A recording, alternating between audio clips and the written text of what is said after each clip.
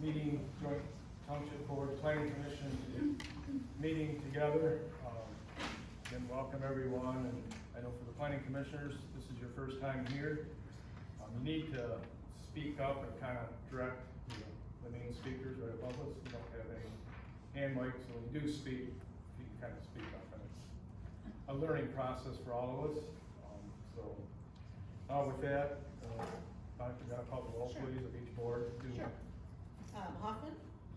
He's Absent, absent. okay. Kaiser? Yes. Radkovich? Here. Golding? Here. Yearman? Here. Mayor Brown? Here. Mays? Here. Even? Gunderson? Here. Did you say Hey, Dees? Okay. Carlo? Here. Seifert? Here. Radkovich? Here. So you're still here. Yeah, she's a double. Okay, quorum present for both boards. I just open it up to the public, if there's any public comment at this time. It's kind of a work session of the last 2 chapters. Been a while since we met, but I think it's important that the planning commission's been working on this before the township board actually gets to the township board, that we're kind of on the same page.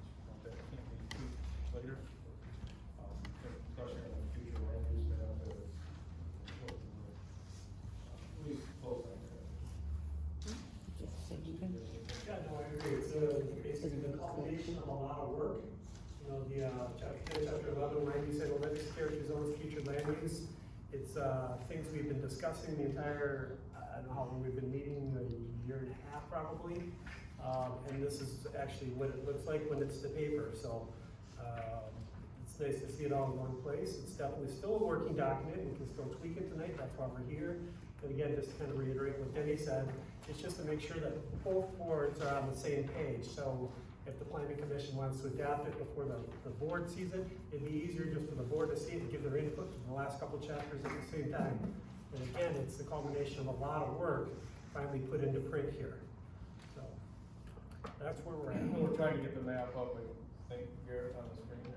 Yeah, I just had an idea about 20 minutes ago to get all the screens working, so I'm doing it in the background at the moment. Hopefully that'll be done here. With that, open it up to the public. Is there any public comment at this time? Yes. Are we talking about particular things now or later? If you have something that you want us to know about before we start, I'd say it like now. to ask something about. Go ahead.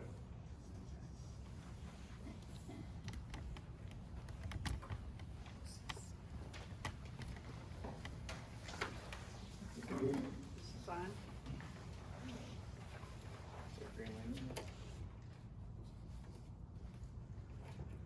Thank you. Testing. Okay, this is something I wondered about on page 137, future land use map. And, I'm looking at our own property. Maybe Denny can fill things in because he knows where we live, but I don't see a reason where you have the residential transitional, which is the bright yellow, is over our place, and, that is residential, and, at one time, not too many years ago, it had been residential rural. Just across the road from us is residential rural. Why you can't move that yellow part over, you know, even another line over there so that Brindell is not part of transitional, so that we're not part of transitional. Doesn't seem like it would hurt anything to do that. Do you see where I mean? It doesn't make sense to all of a sudden turn that into transitional. Do you see what I You're mean? saying Kalinsky to the west. Pardon me? Kalinsky Road to the west. Yes, move it over there a little bit, it's residential. Move it towards the west is what you're saying? Yes, because we have farm right across the road on Kalinsky from us. So why are we all of a sudden transitional?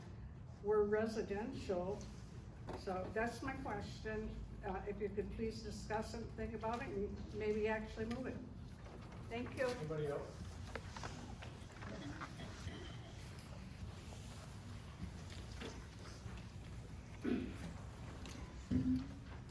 I know I've touched on this before, and this is still the same problem that we've been complaining about. The south of Intertown, the residential urban and residential transitional. All the way down around Wallen Lake, you have residential transitional. Residential transitional, if you look at the other page, someplace, wherever I saw that, I believe it says 12-1. 12-1, correct? That is the density of the project on Intertown Road. Right? 12-1.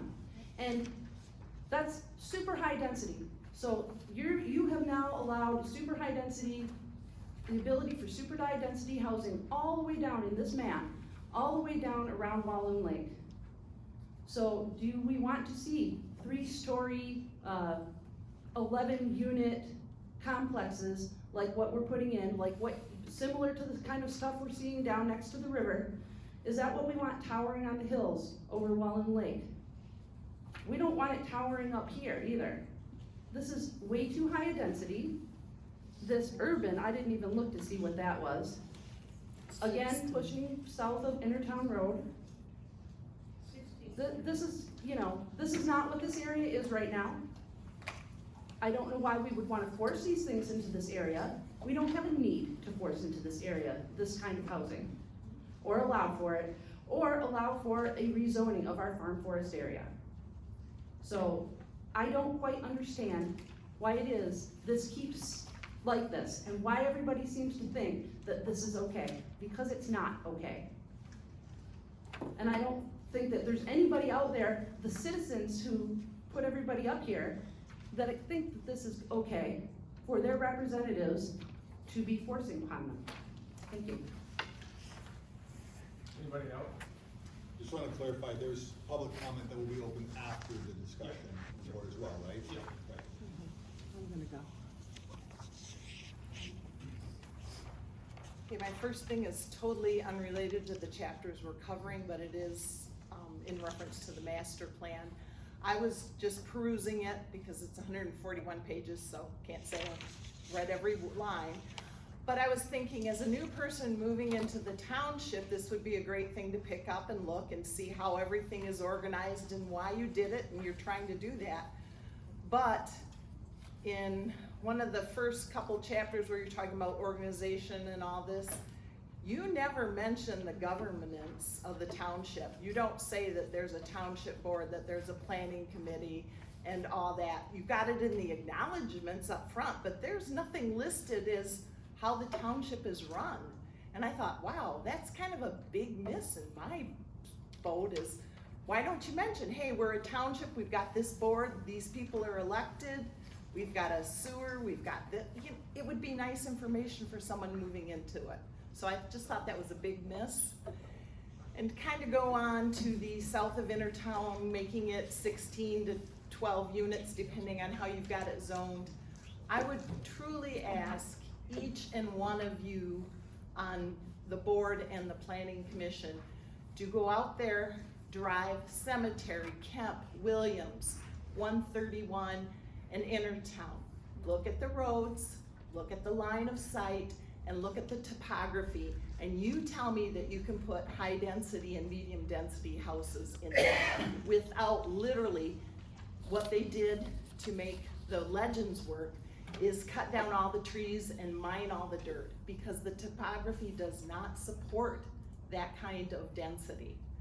And I will tell you anecdotally, when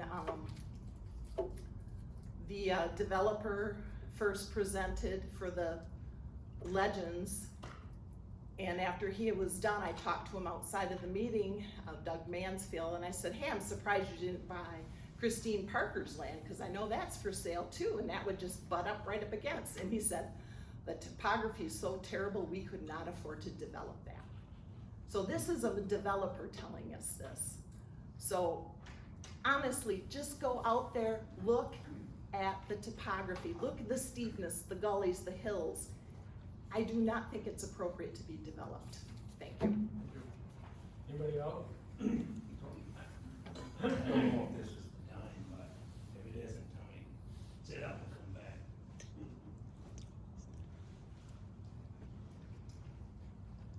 Mine is, in, April 24th, 2024, I saw most of you guys at a meeting, you guys passed it. I got denied at the county level, industrial land abuts me, and I was asking to add a little bit more industrial for a commerce park. That time I didn't say commerce park, I did it on a piece that I had, so we could put a couple more places instead of putting businesses out in 10-acre parcels. But, I don't know if you could look at that. I abut, industrial land. I'm on a grade A road. I'm right wherever as far out as you can get on the, north side of the township, really. And I'm just asking you to look at that if you would, please. I wouldn't have had in front of you guys, like I say, April 24th, 2024, you approved, I got denied at the county level because it wasn't in the, I think one of the main reason is it wasn't in the, what do you call it, master plan? And I'm just asking if this might be the time to look at that too, and we could. Thank you. Thank you for Anybody listening. else?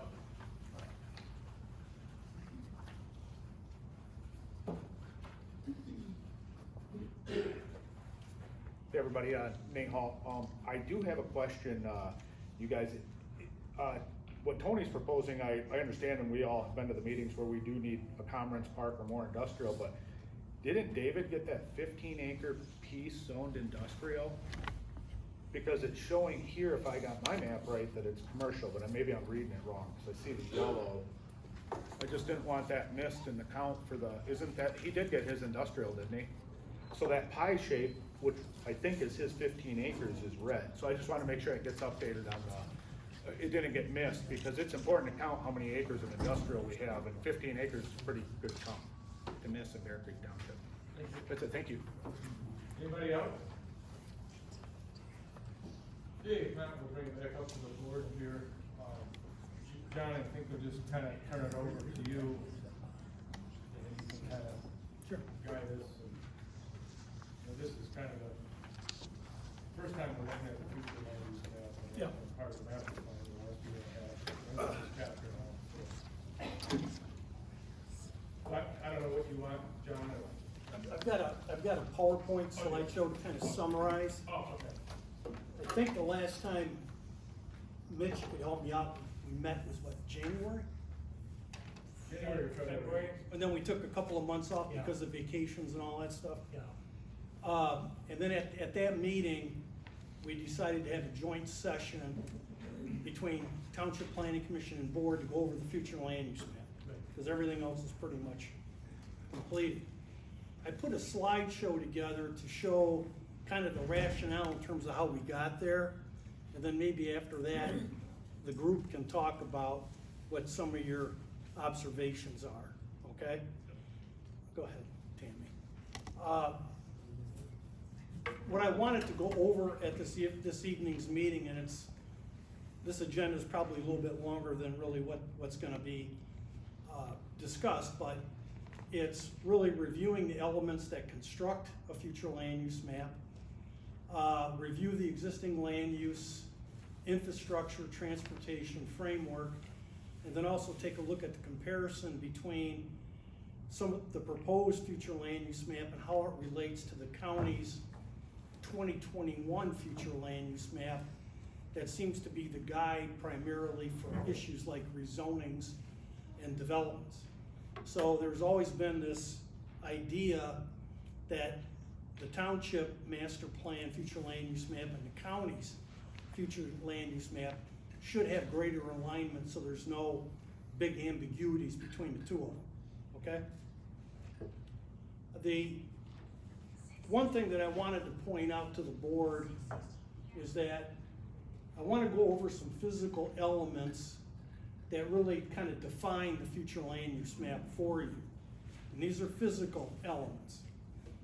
And they include existing land use in terms of how property is classified by the county equalization and township assessor, what the land features are that help basically form future land use, the availability of infrastructure, which basically that's where development will gravitate towards, water, sewer, gas, broadband, and the transportation network. So I want you to take a look. I want to show you the physical elements, how they line up in the township, which then can kind of help you visualize where the framework plan and the future land use map are going. Go ahead, Tammy.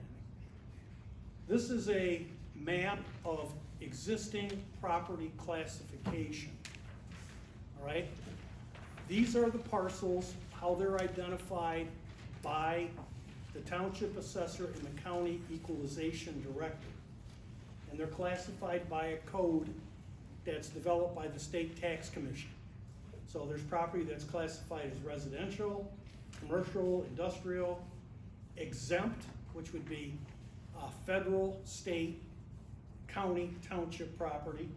And then we also have some tribal property that is in the township. So this map shows you kind of a quick snapshot of how property is actually classified and used.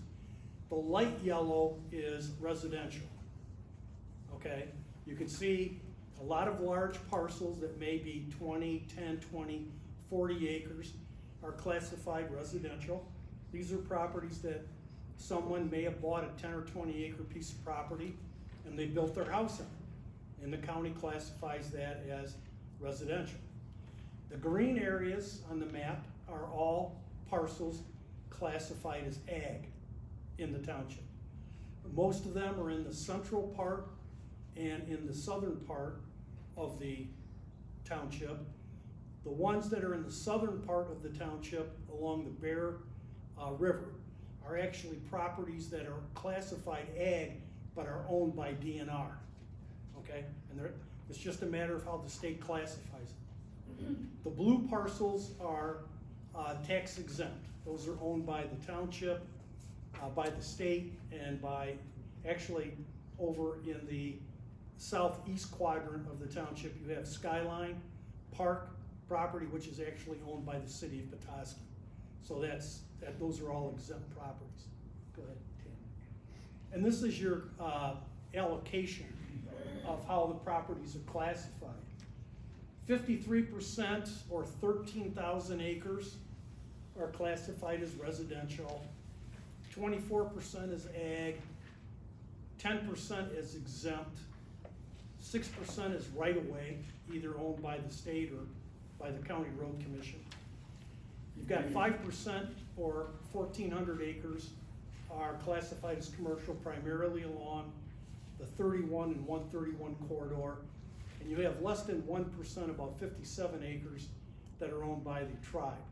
So this is how the property is classified within the township. I want to point out 53% is residential, 24% agricultural. Go ahead, Dan. I want you to take a look at patterns. Patterns make a big difference relative to how I look at property relative to land use development. And if you take a look at that dashed line that runs through the township, primarily at the very northeast corner of the township down to the southwest, you could start seeing the separation between more urbanized development and the agricultural development on the other side.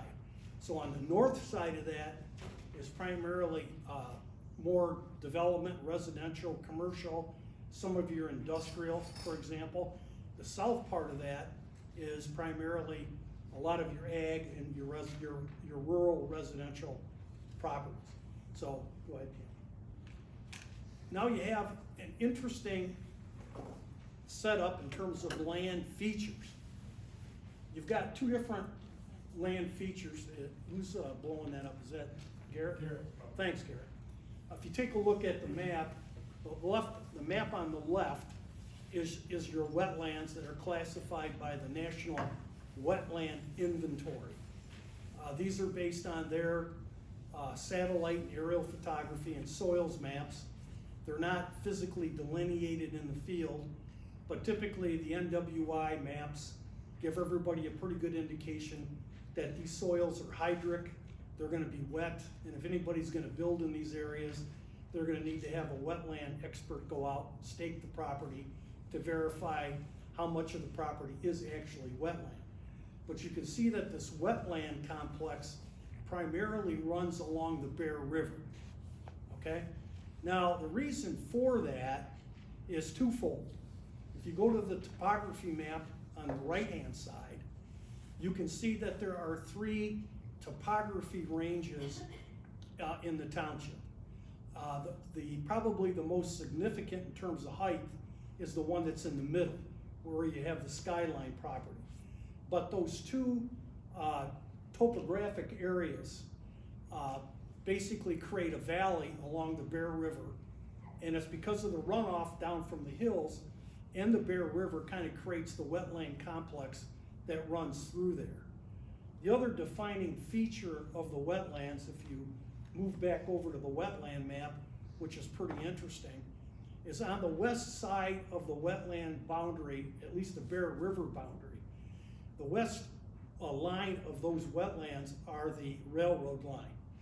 So the railroad creates a physical barrier that basically prevents the wetlands from moving further to the west. So you have a kind of a confined, very, very defined wetland system that runs right through the middle of the township. And that's created primarily by the topography and the rail line and the Bear River. Go ahead, Tam. Go to the next slide. So, as a result, you have in the middle, you have three areas that are hilly. You have the one that's along the 131 corridor. You have a significant steep slopes and topography in the middle where skyline is at. And then to the very east of the township, which is along Mitchell as it moves into Springvale Township, you have another high topography area. If you drive in Mitchell, before you get into Bear Creek, you go through a series of valleys with high hills, and that's what that complex is.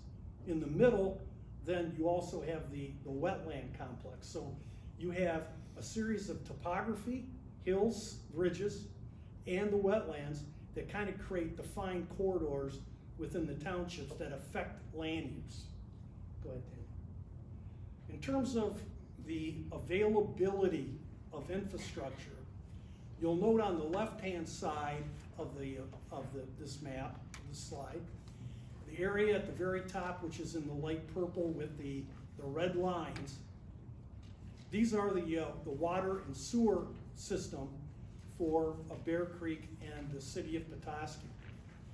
And typically what we do in order to identify areas that are within proximity to these lines, we put a 1/4 mile buffer around them to show areas that could be supported by this network of water and sewer systems.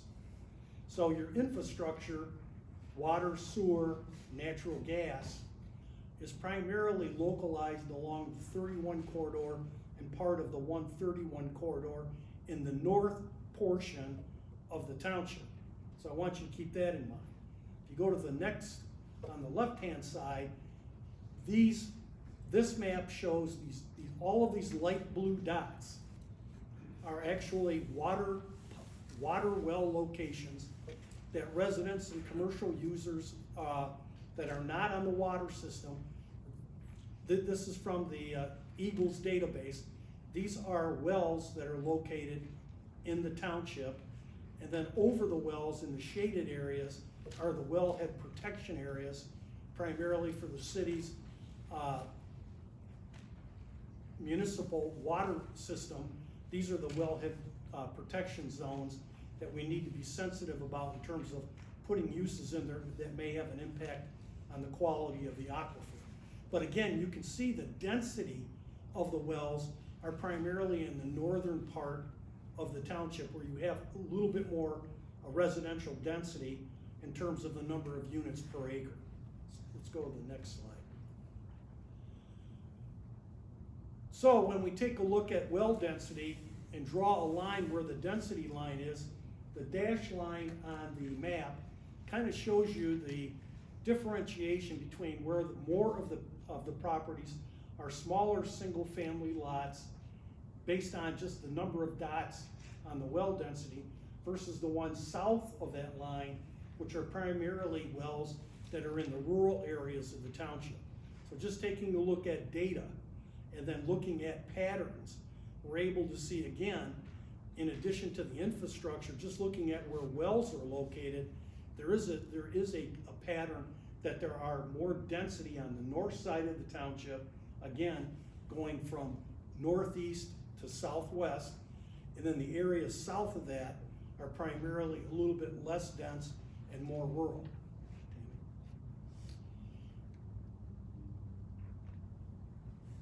And the same thing with your infrastructure. This is your infrastructure area. If you look at where the water and the sewers are, based on potential expansion, it kind of follows that same pattern, that these patterns are important because that's where they show you where you could have development versus protecting more of the rural character and the farmlands within the township. Go ahead, Tim, next slide. Next, we want to take a look at the transportation network. There's two maps in the master plan. There's one which is on the left side is the road classification map that's designated by federal and state government. This is your road classifications. The roads that are in red are part of the federal system, which are 131 and 31. The roads that are part of the major county system are in gold, and they're primarily like roads like Mitchell, for example, McDougal, those roads that run through the northern part of the township. The map on the right is the 2025 phaser rating map, which is the map that the County Road Commission, where they classify the condition of the road system. Green is good, yellow is fair, red is poor. And that's the pavement condition. And that's how they kind of spread out their capital improvement funds based on the quality and the condition of the roads. So next slide. John, could I ask one question? Sure. Back to the left map. What is the green? You didn't say that. It's 119 and Convalescent Division. Yeah, the green is, Railroad, maybe? yeah, it's River Road that runs through here. This all the way. Why? Oh, this is the rail line and River Road that runs through the Why township. is 119 green? 119? It seems like that would be red to me. Well, these also show, Denny, the traffic volumes. So, but I'll take a look at it, okay? We tried to mix the classification and the traffic volumes to get an idea of where the main traffic volume areas were. But, you know, that's the difference. You have one, it's classification, the other one's the pavement rating maps that are in the plan. Go ahead. And then if you look at the pattern again, it comes up the same way, is that when you take a look at a pattern of the developed road system, many of the roads that are currently developed are in the north side of the township. Once you get past that line that I kind of squiggled through there, you have a lot of areas in the township. For example, everything north of these lines, it's a fairly well-developed transportation pattern. Everything south is primarily some county roads, but not at the same level and not the same volumes as in the north. So, like I said, the patterns are very particular in terms of how you scope out your future land use. Go ahead. We'll take a look at the next one. Now we're starting to we start taking of this information and we start trying to put it into a framework, try to understand how these patterns work together. And this is what I refer to as a framework plan. It's not the future land use map, but it's like, how is different areas in the township actually broken out based on how these different patterns affect them? And based on the map, below up here. Can you take the mic with you and walk over? Oh, you can? I'm sorry. We're learning down here. Oh, okay. And based on how the, John, page 123, is this the same map? yeah, Yeah. is that what it is, Tom? Yes, sir. Yes. Okay, Yeah. page 120. What I wanted to point out to you is that if you have these patterns, the light, kind of the tangerine color, is the area that basically is adjacent to the city of Petoskey, 131, 31, that's more of an urban character, where you have higher density, you have apartments, obviously commercial properties, both 131, 31, M19. You have larger activity centers. This is the lifestyle centers, the big boxes, McLaren Hospital, downtown. To the north, you have your commercial areas along 31, M119, and then on the north side around 31. There is a area that's just below the urban, which is more of a suburban, which is a combination of residential. Some can be a little bit higher density. You can see on the map that you have some cluster developments that occur within these areas. You also have some existing farms that are still operable within these zones. The next set, which is the green, is primarily the next set, which is more on the side of rural. And so you're stepping down in terms of density and development. In the middle here, you have your river valley, which is created by the wetland system. And then over here, in this part of the township, is kind of a natural area, which is very rural, primarily because of the topography. So when we went through the patterns that I showed you, based on the hilling area, hill here, a lot of topography over here, they create this, so these are more natural, more rural, more open, primarily because of the topography, the wetlands, etc.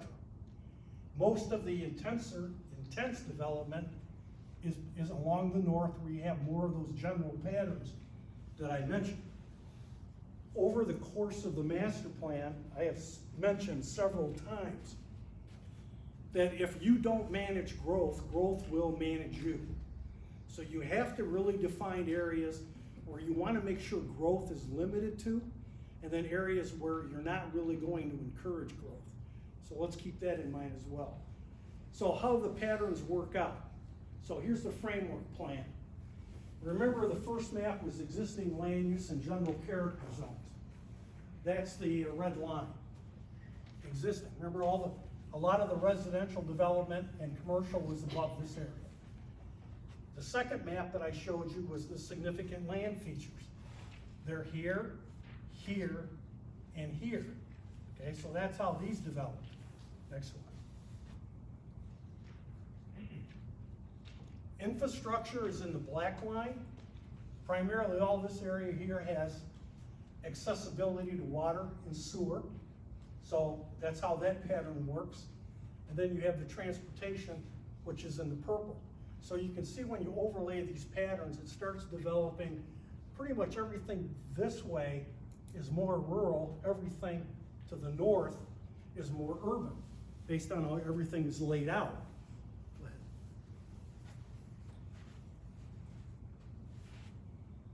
And that's how we came up with the initial version of the future land use map.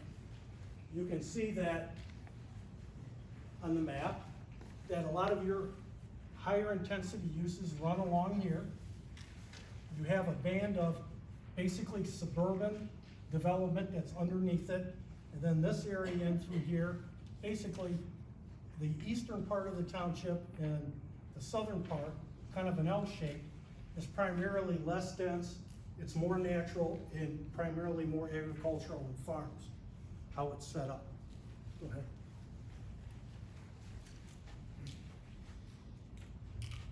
One of the things that I thought was important, and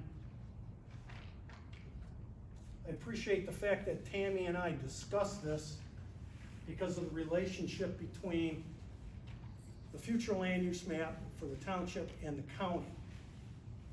What we did was, the map that's in the colors on the map are the 2021 Emmett County future land use map. Okay, the colors are. So you have commercial, you have urban, you have a suburban, and then you have rural, and then this is primarily ag and open based on their plan. So you can see in the 2021 Emmett County plan, it's very similar. You have urban, suburban, rural, open in terms of these tiers.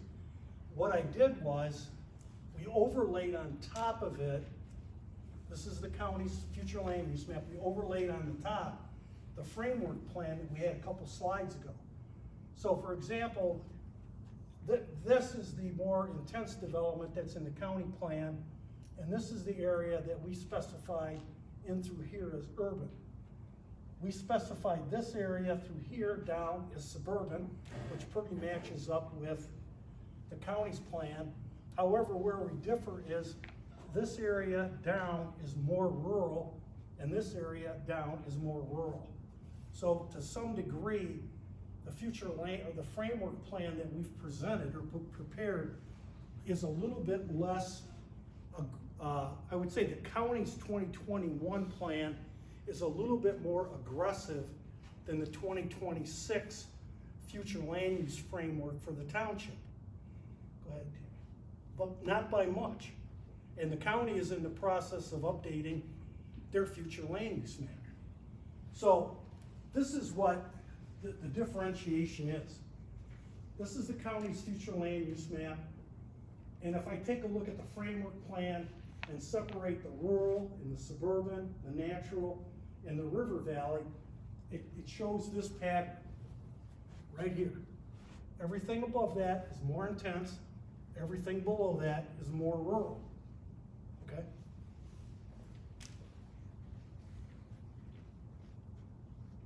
And this map just shows the difference between the 21-25 Emmett County Master Plan and the 26-2036 Township Future Land Use Map. A little bit of similarities, very close actually in concept, but I do think that the township, at least this iteration of the township plan, is a little more rural and less intensive than what the county's plan is right now, but not by much, but they're pretty close. Go ahead, Ken. So the strategy is, when I talk about we manage growth, growth is gonna manage us, is if we put an urban focus to the north side of that line, and that's where we have the commercial development, higher density residential, which you currently have. You already have the transportation network there. That's the urban part of the township, which basically is close to the city of Petoskey and along the 131 corridor. Next slide. If you take a look at the boundary line for the rural, the natural, the river valley, everything on the south side of that and the east side of that line is rural. So you have two different distinct areas in the township. The very north part is urban, the south part is rural. And that's where you make your distinction. And in the middle is that transitional area, because you're always gonna have an area. You're never gonna have an exact boundary line. You're gonna have an area that's kind of like a no man's zone, where you're gonna have a little bit of urban development that goes in, but you're still gonna have rural developments that's there. And that's your transitional area. That's the area that you have to pay particular attention to. You wanna direct more of your intense development to the north in order to protect the rural and the existing farms and the rural characters to the south and east. And in the middle, you have to be willing basically to accommodate some limited development within that area, and that's the reason for the transition zone, which is relatively small compared to the other areas. So the future land use map focuses growth where infrastructure and the road network are currently available and have capacity. We establish a residential transition land use that divides the urban from the rural. We utilize the significant land features, basically the topography and the valley and the wetlands, to maintain the rural character, and we strive to maintain agricultural properties east and south portions of the township. So that's how it's laid out. So you have any questions?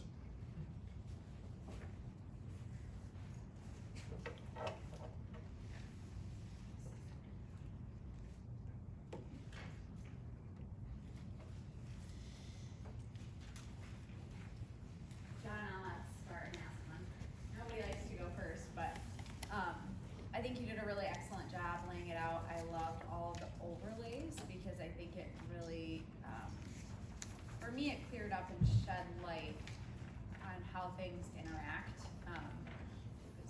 Specifically, how our plan interacts with Emmett County, how infrastructure and topography interact with what we have. So thank you for that. I guess my initial question would be, one of the very last maps we saw, I don't know if you can pull it up, Garrett, the one with this one, yeah. The rural focus line below that, I was trying to figure out if that was Greg Road or which road that was, cause it's unlabeled. But below that, where you have that little strip of transitional around Walden, it's not directly around Walden, there's that little buffer there. I guess I just was curious what the reasoning was for that being transition. Well, part of it is, if you look on that map,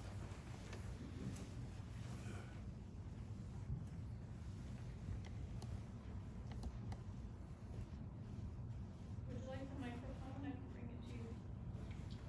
I'm sorry. Is the microphone? We're gonna have you get your steps in, John. Because I can't hear. Oh, yeah, we can hear. Okay, thank you. Yep. I think one of the things that we took a look at was, when you take a look at the more detailed parcel map, it's kind of hard to see, but you can see like right here, for example, there's a site condominium that's developed here. I believe there's another one that shows up, and this map's kind of granular, but there are some more kind of like pockets of cluster housing, and that's not a bad idea to have in the zoning code, because the State Zoning Enabling Act allows a developer or a property owner to do cluster development if they're willing to set aside part of the property for rural and open space.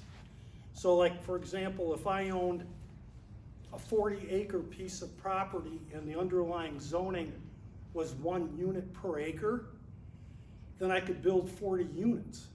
But instead of carving up the entire 40 acres with 1 acre plots, I could aggregate the 40 units in a smaller part of the property and then reserve the open space. So you may end up seeing that in some areas that even have like a farm forest classification where you have like 1 unit per acre, or even 5 units, or 1 unit per 5 acres. Because if I had a 40-acre site and I would be able to do 8 units, I could cluster the 8 units on like 3 acres and then have the remaining part open as dedicated open space. Is there any concern,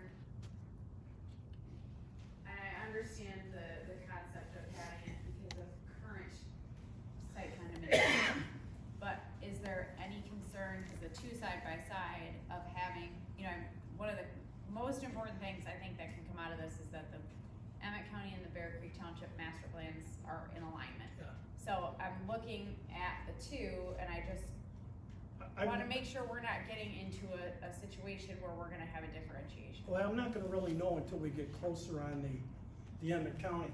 But, you know, am I wedded to the idea that this is a little bit more intense? No.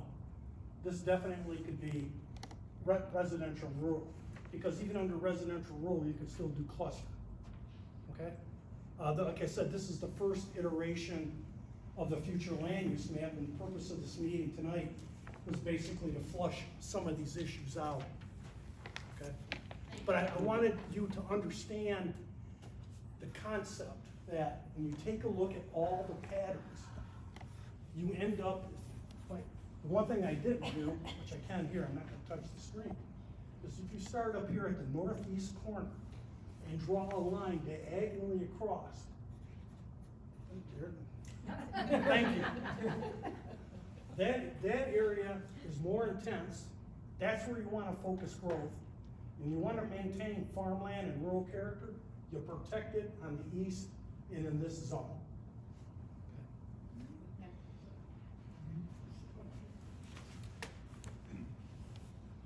So, I have a question, or a statement.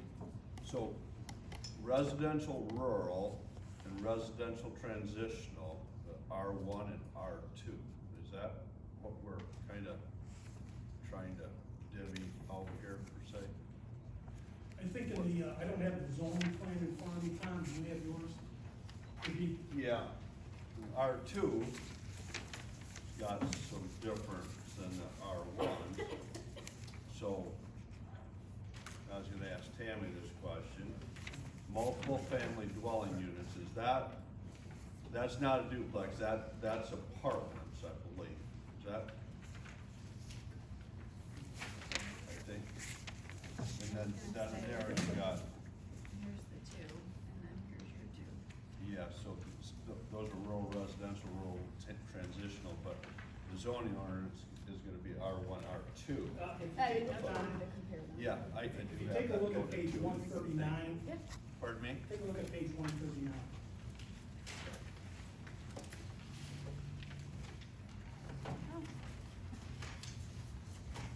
I got lots of papers here.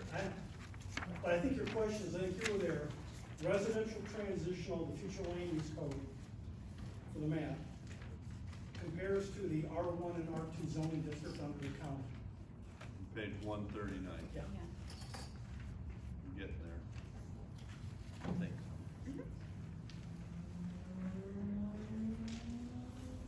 Yeah.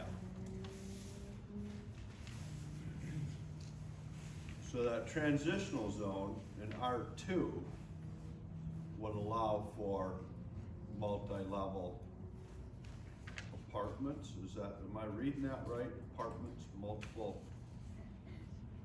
So that would be rezoning, that would be something that would be considered at a future time if a property owner came before the planning commission.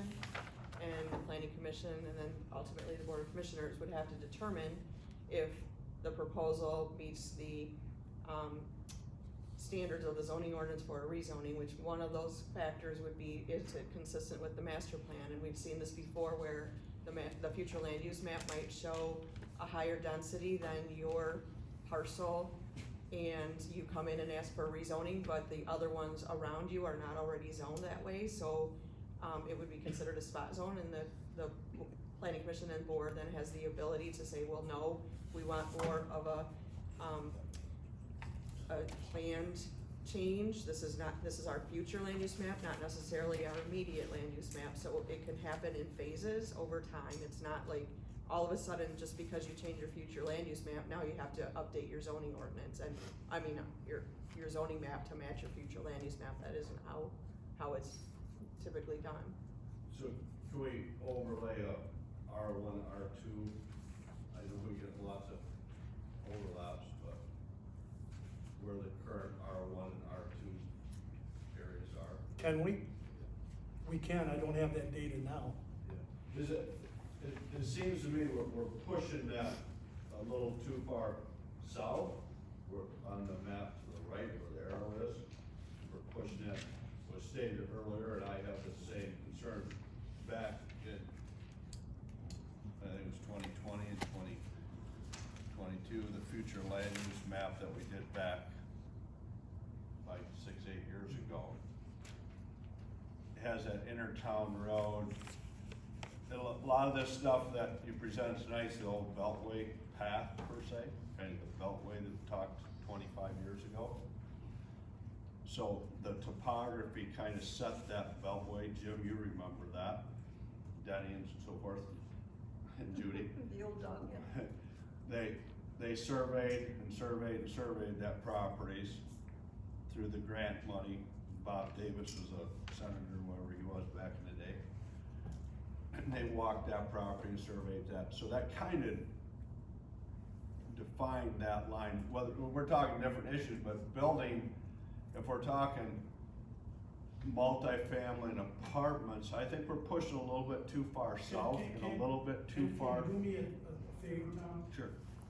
Since we got the maps up, you don't, just, can you go up to the screen and just, Yeah, sure. just kind of give us an idea of what you're. I won't, you can leave that one there, Garrett, and I think that'll pick me up.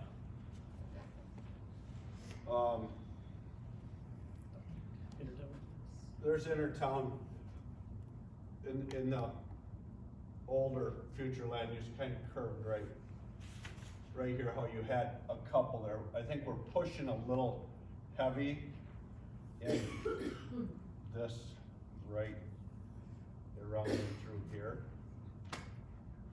We have those little, we're all involved in different little pieces. This Covio Meadow down in here, that's been 40 years ago.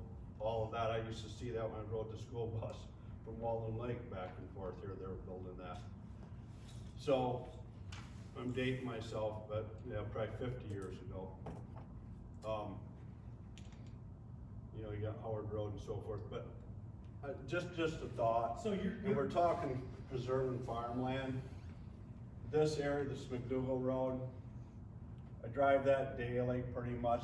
This view shed right here, down this valley, we hear that and see that in the comments and stuff, the summary. This is a beautiful view shed that I personally think we need to guide that right here.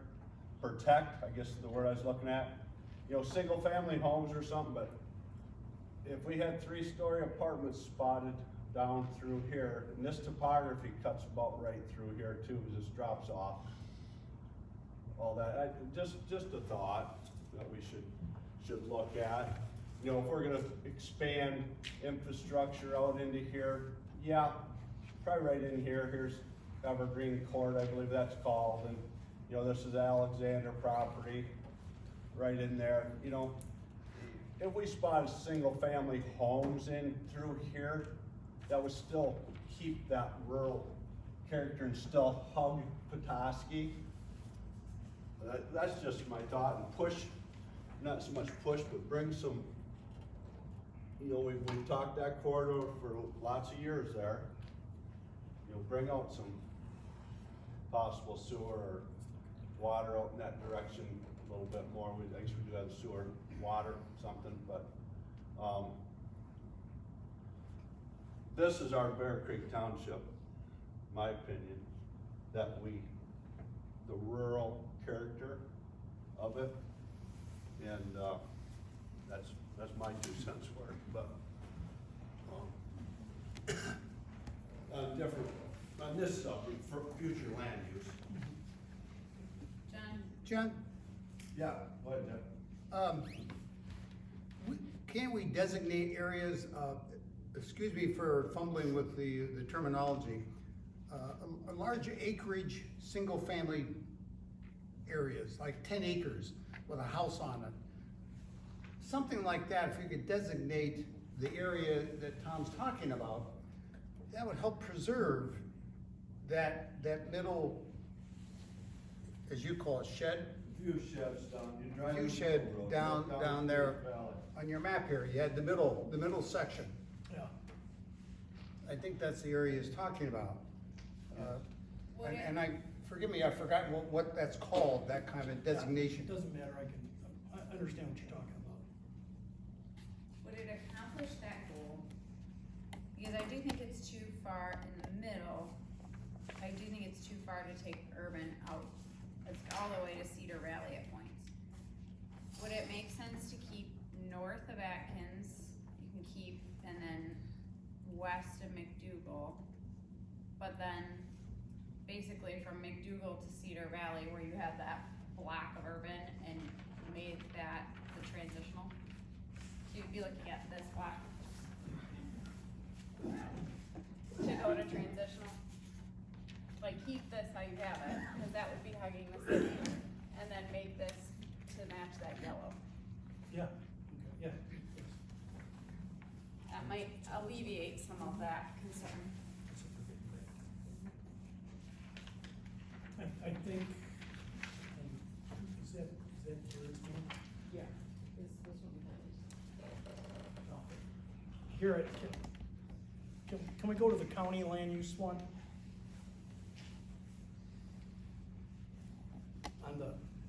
So, I think what you and Tom were looking at Similar, yeah. was kind of similar to the 21-25. The topography kind of sets Where, that. where the differentiation is, I think what you guys were talking about was the transitional area would pretty much run right along here, and then everything below that would all be rural.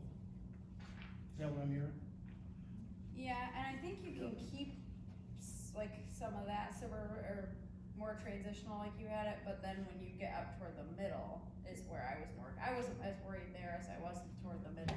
Just cause I really can't see urban out on Cedar Valley Road for a very, very long time. Okay, I mean, so- it could be more, You're more interested in this configuration? yeah. Or even that light cream, or I don't know which color. This The creamer? suburban color up to the urban, that's the. I think I got an idea You can what we squeeze that to the northwest a tip. I guess, you know. I agree with that suburban line, rural suburban line being moved up, kind of where you're Yeah. talking. I'd like to hear from the planning commissioners and the other township board members, like, are we in agreement with that move of moving it north and keeping it more rural to the south? I think like Tom pointed out too, a lot of it's dictated by topography. Well, right, it is. So I mean, to move it up wouldn't be a big deal because of the way the physical Well, land that's is. probably where it is. I I guess, fully agree, just on that basis.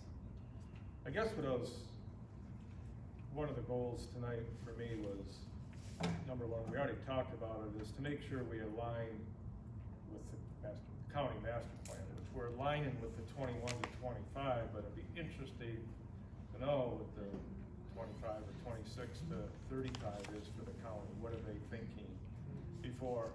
I don't wanna get Trump 2 years from now or a year from now. We adopt this, that's what happened last time, we went first and the county went. So I wanna make sure we stay in line. I think that's important. Correct. All the way through this process. And how do we do that timing wise? Well, I know, the They're not at timing, the same it'd be time. nice if we're, Yeah. at the county here is too, because we've seen recently different opinions on zoning cases, and I know this isn't a zoning map, but we should be very close. And I know countywide, you can't align with every township master plan or city master plan throughout the county, because it's a broader view, but we should be pretty close. But one thing, I'd like to give direction to the consultant and give them some work. If the committee and everybody agrees, but, you know, industrial, we're lacking in industrial, and not by a whole lot, but I think we do need some more industrial. And I was always thinking, kind of in the area where it is now, to be, maybe that needs to be expanded. I mean, what's happened with our industrial land, it's either became housing, or it's became warehousing. Nothing to create, nothing to bring jobs in. And then, kind of a new term that's come up from industrial in recent discussions in this last year and a half, is a commerce park, which really is more what we want, I think, here at Bear Creek, than industrial. And you know, these commerce parks, I think we need to set a parameter to that commerce, you know, what we wanna see. This is new idea, new kind of to the thing. First of all, this would be an area for small businesses. That we're in desperate need, the whole area, we need the plumbers, the electricians, the lawn guys, all these service businesses, we need this area, we need them. And right now, we're not really controlling them because they're just popping up in people's homes and then they grow. And we need an area for those in the future. And we also need an area, which I think could be a commerce park, for incubator businesses, where we can have, you know, some people just need a 10 by 15 room in a larger building. They just need an office, maybe a secretary and a phone. They don't need storefront. They don't need the large area. There's other people that need a place that are just starting out that maybe they need a truck that can pull inside with an office area. And then there's others that grow and the business gets larger. And then eventually maybe they can go out and have their own building or business. They all start, you know, with a truck, an idea, a truck, you know, then it's a truck and a trailer, and it's, you know, 2 trucks, and then, you know, it's another, and then add somebody, and they grow. And I mean, we want these places to be successful. We need them. We all rely on these businesses, but there's no place for them. So I guess what I'm saying is, for work for the consultant, is us as a group, we need to decide, like, just give criteria, don't go into the map and say, oh, I want it there, or I want it there. But do we wanna see it on the highways? Do we wanna see it on a primary road? You wanna see it, and it almost follows the same line, you wanna see it within a quarter mile of infrastructure, existing infrastructure? You wanna see it a half mile out from the infrastructure? What size do you want? You wanna see, and what setbacks do you want? You wanna see a 50-foot setback? You wanna see a 100-foot setback? You wanna see a 200-foot setback? You know, that's all gonna depend on how much land you're willing to use for this. We're gonna need this in the next few years. And if we do give them criteria, then come back and say, well, this area meets that criteria, this area meets this criteria, you know, this area doesn't. And then,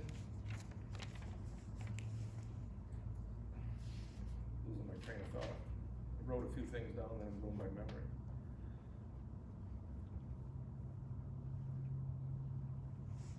I guess that I'd like to hear discussion from everybody here on that thought process. If I'm out in left field, tell me, because in 2 weeks I won't be sitting here. But I do have a vision for the town. I still care about the township. I wish I could continue at the township. But anyway, that's another discussion. But I would like to hear from everybody on that and what your thought is. And then housing too.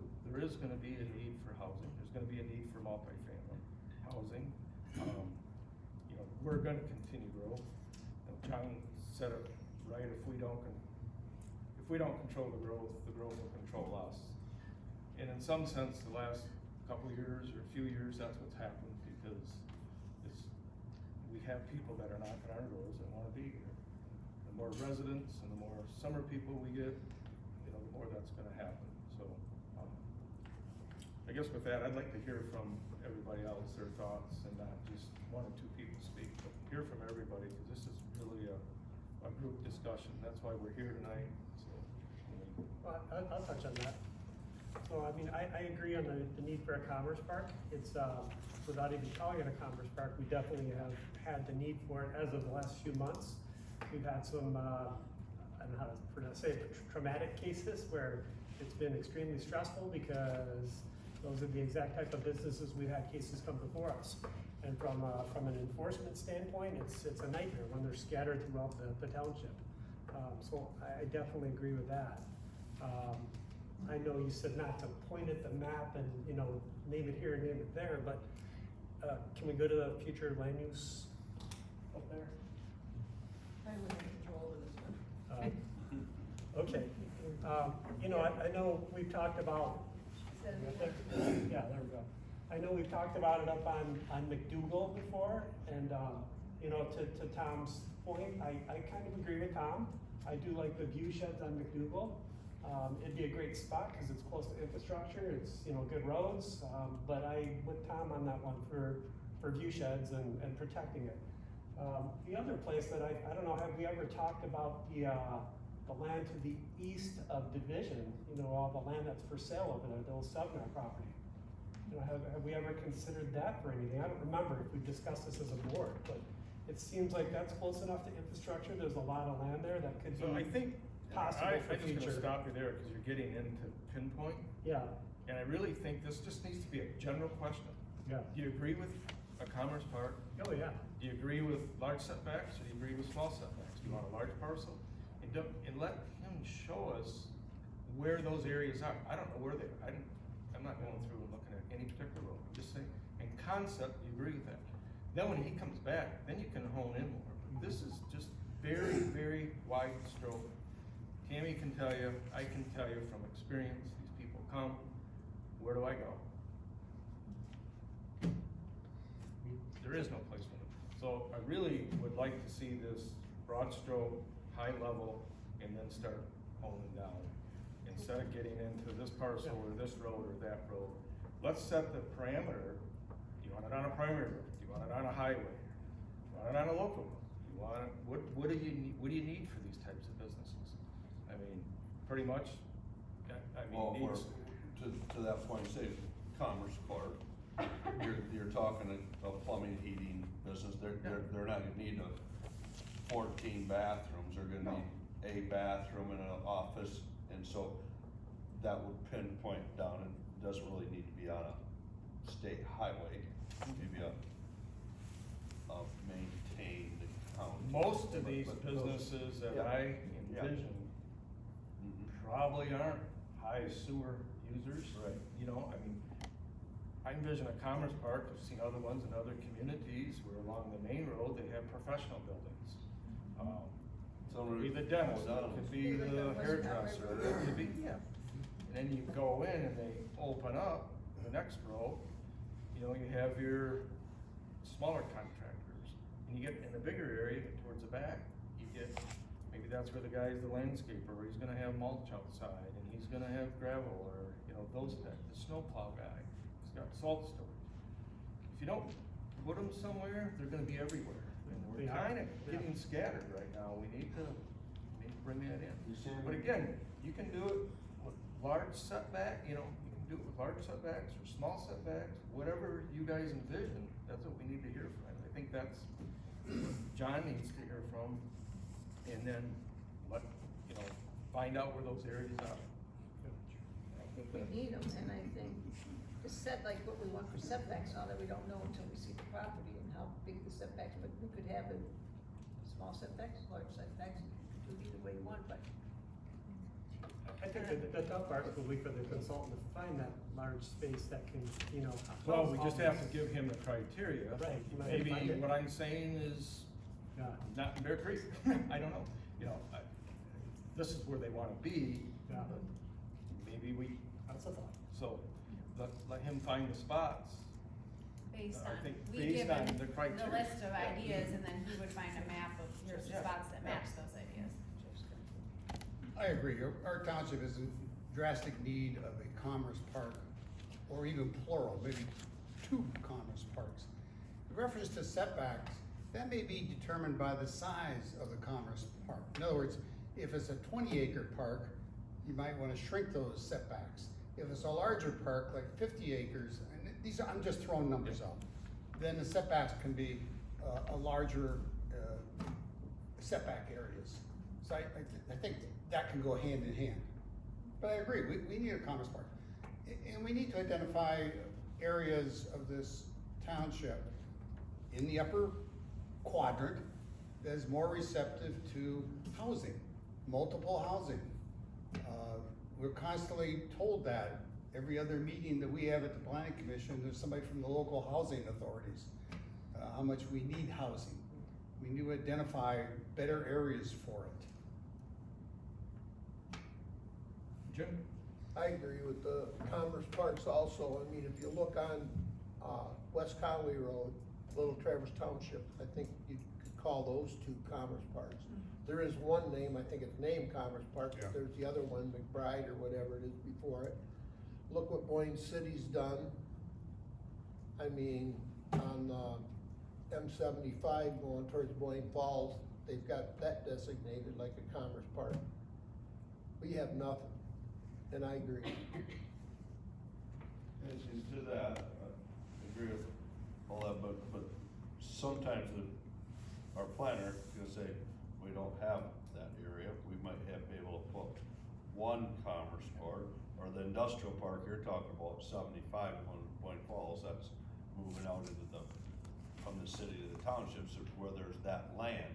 So to think, you've heard me say it outside the box, we're kind of getting, we don't have any more dirt in Bear Creek Township, so we may have to expand and work with our neighbors to, I'd say to the west, to the north, wherever, to help So- them establish some I know this is our discussion, but if we have no more, if we can get one commerce card in, it's better than none, but multiple, I don't think we have, well, it's up for consultant, enough dirt to make some of that stuff work, but Well, in I- housing, look, I mean, on housing, we've talked too, we're setting, we've got some housing opportunities, but I still think the city of Petoskey, there's multiple housing opportunities in the city of Petoskey that can put some housing in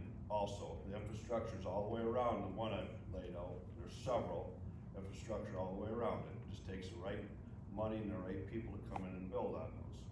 And also there's some vacant industrial land, they might wanna do away with that, I don't know what their planners are thinking there, but there's room for commerce courts in the city also.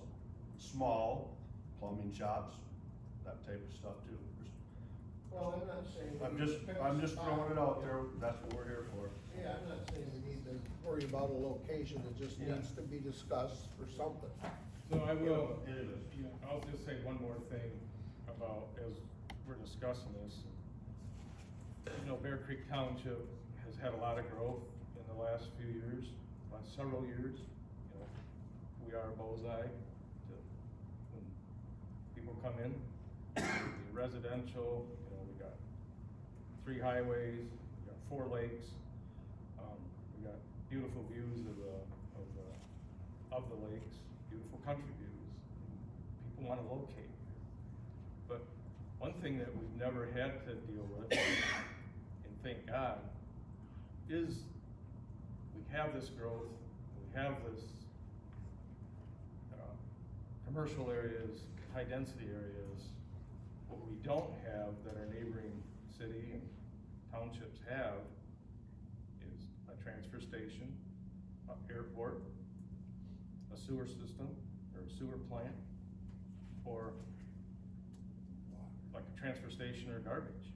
We all have that, and we're taking it to a different area. Imagine if we had a plant, if we had to say, well, where are we gonna put the sewer plant here? Where are we gonna put the dump here? And we were having those conversations. I mean, our conversations, yeah, we have tough conversations, but they're a lot less than that. And I can tell you, I'm reminded of that often, from neighboring townships that have that. Yeah. And what they have to deal with, you know, you got. Because they did look at us to put it in. Yeah, I know, they looked at Bear Creek to put it right down on Gomer Road. Yep. You know, but we don't have to, you know, we're not dealing with that right now, so. Yeah, they're tough decisions, but it could be a heck of a lot tougher than we're sitting here today. So, just wanted to lay that out there. Again, I don't know, Denny, you got any thoughts, or? We definitely need commerce parks, you know, and, you know, there's not a big enough area for one, you know, smaller ones. Yeah. I don't necessarily think it needs to be on a highway, but it does need to be on a road that can handle, You need trucks. you're gonna have to have trucks through there, yeah. Connie, anything, or? So I don't, you wanna talk about criteria? You wanna- Sure. What, for setbacks? Yeah, I mean, I don't, I think, to me, I just the threw out one setback, idea. I think the Rolls back to setbacks depend what on the size of the chunk of land that he Yeah. finds for this, I think that determines the setbacks. You know, the smaller the parcel, maybe depending on where it's at, the larger the setbacks, it just depends, I think. John, yeah, help us out. Yeah, my recommendation would be that you don't wanna be so prescriptive in the master plan relative to things like setbacks. My approach, my recommendation would be that you don't have to show a commerce park on the map, but you have to have it in the text.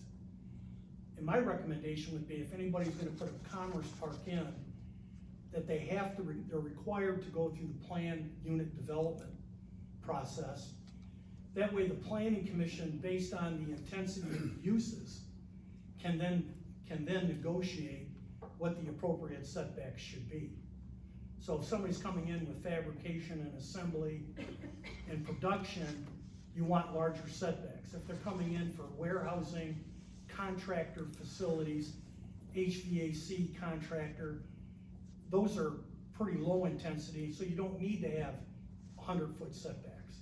So my recommendation is you put in there that you're definitely open to a commerce park, primarily for low intensity businesses, contracting services, maintenance facilities. But they have to go through a plan unit development process. So the planning commission and the township board and the county planning commission have a little bit more say in terms of how it's gonna be designed and what the impacts are gonna be. That's my recommendation. John, would you wait until you got into the PUD process? I like Denny's point about they're increasing, or you have it structured so that the uses at the road front, and then, as you go further back, it may be a more intense is the wrong word, but, a little bit higher use. Would you put that language in the text, or would you wait until you got into the PUD process to develop that out? Well, I think you could describe it in the text, what your vision is for it. But I do agree with Denny, that if we talk about McDougal, if you go down McDougal today, you see several parcels that have already been developed for contractor facilities. It's because they don't have any place to go. So if you want to protect urban or rural character, then you want to have something in the plan that says that you're open to a commerce park that meets these criteria, and then some locational criteria, like it's got to be on a county road, an all-season county road that's got weight restrictions on it, or no weight restrictions. So there's some criteria that you can put into the plan, but then also require them to go through the PUD process, which gives you a little bit more control about the design. I was just gonna add, perhaps you would identify that would be most beneficial or most desired in the urban area, or more urban area, rather than, in the more rural area. Correct. Urban, or you could also tie it to infrastructure, within so far of infrastructure, or both. I mean, that's kind of the same area anyway, but. Zoning ordinance have commerce parks in the zoning ordinance? Are they not? Well- Not as a land use, they would be more specific than that. On page 115, I was going through my notes I better go page 115 on those key takeaways, bullet points, John, and you, this is kind of what we talked about that fifth, the 1, 2, 3. The last bullet point, we say, I guess here, the city of Costing's industrial properties, we're kind of laying that out, what you just stated, that we're willing to look at something possibly, Right. if the criteria falls, so Right. you could almost add that PUD line in that bullet point too, so.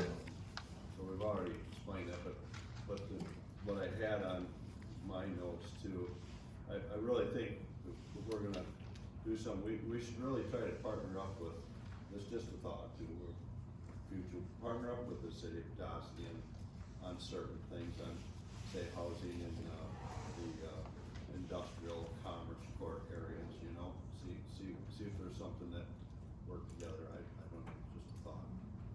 with all of our neighbors, and we need to work with, I agree. so.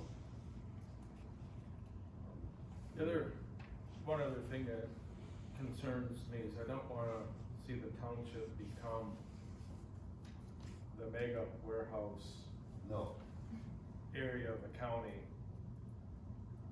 It's a little bit pointed that way with the changes that are being proposed. I don't know how we address that in our master plan, if we can. And maybe I'm not reading, maybe I'm worried more than I need to be, but, So we're still in the process of evaluating that situation, and our last planning commission, two meetings ago, we talked about where in the whole county there is industrial and B2 land.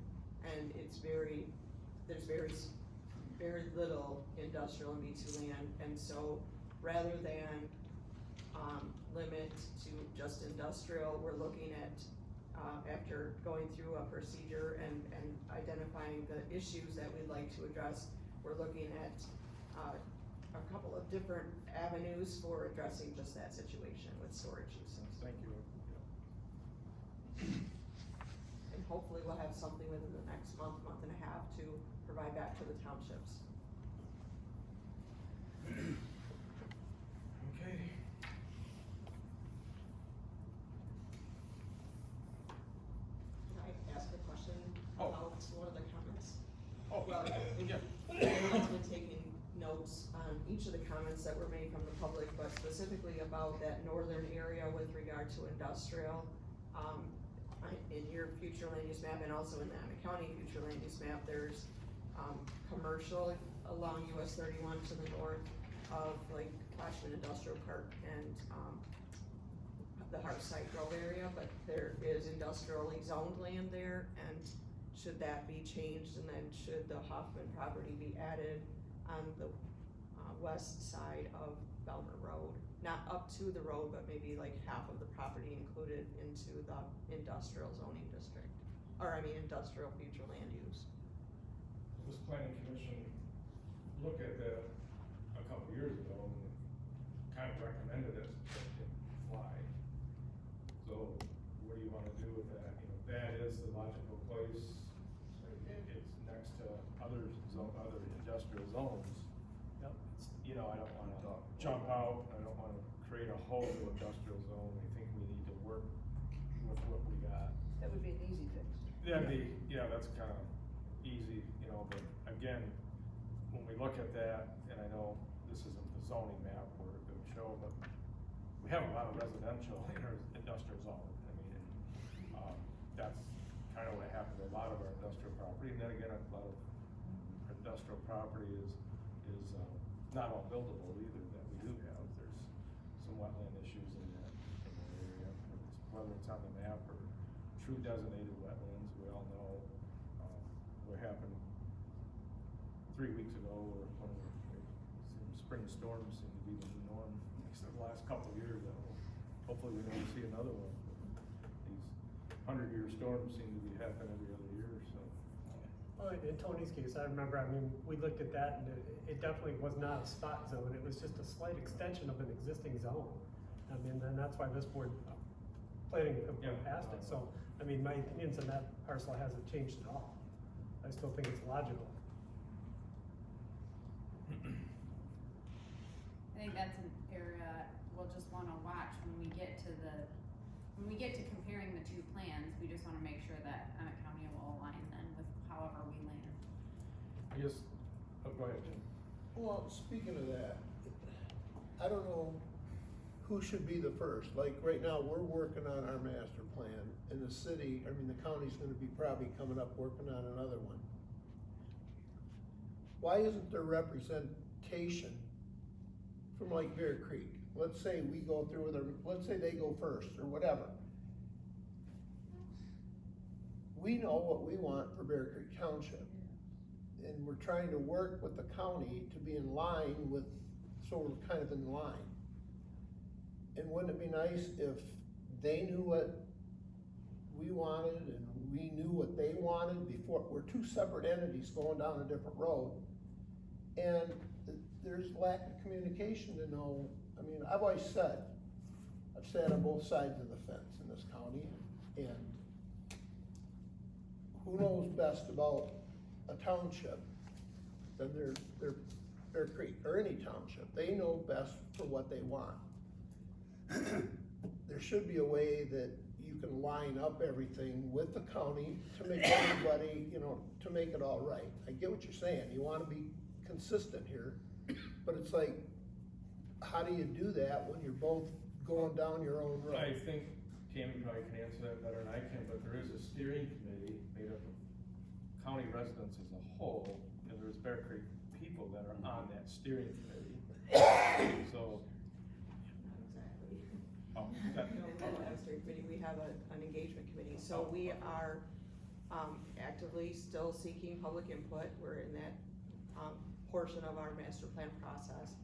Tom sits on our planning commission, so we do have representation from the township board on our Emmett County Planning Commission. We also have two other, citizens of Bear Creek Township that sit on our Emmett County Planning Commission, so there is definitely I representation. did not know that. Right, well, Okay. now we know. Well, now everybody knows. Yeah, so, and that's been something that we've talked about all along during our master plan process, that we really wanna make sure that there isn't discrepancy going forward between the local township master plans where they have them and the county master plan future land use map, because what we have found is that causes confusion for the public, for the developers, for the planning commission, it causes challenges, you know, and for the Emmett County Planning Commission too. So, we purposely hired Beckett and Rader. We knew that you hired Beckett and Rader. They also, contracted with Redmond Township and put together their master plan. So there is some continuity, Resort Township, City of Petoskey, City of Harbor Springs.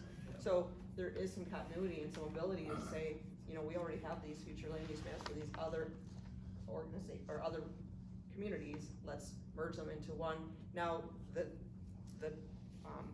categories might not be exactly the same in all of them, because there's 16 townships and 3 cities and 2 villages, or 2 cities and 3 villages, but, as much as possible, we will make sure that we suggest to our planning commission as staff that the maps align with the local community.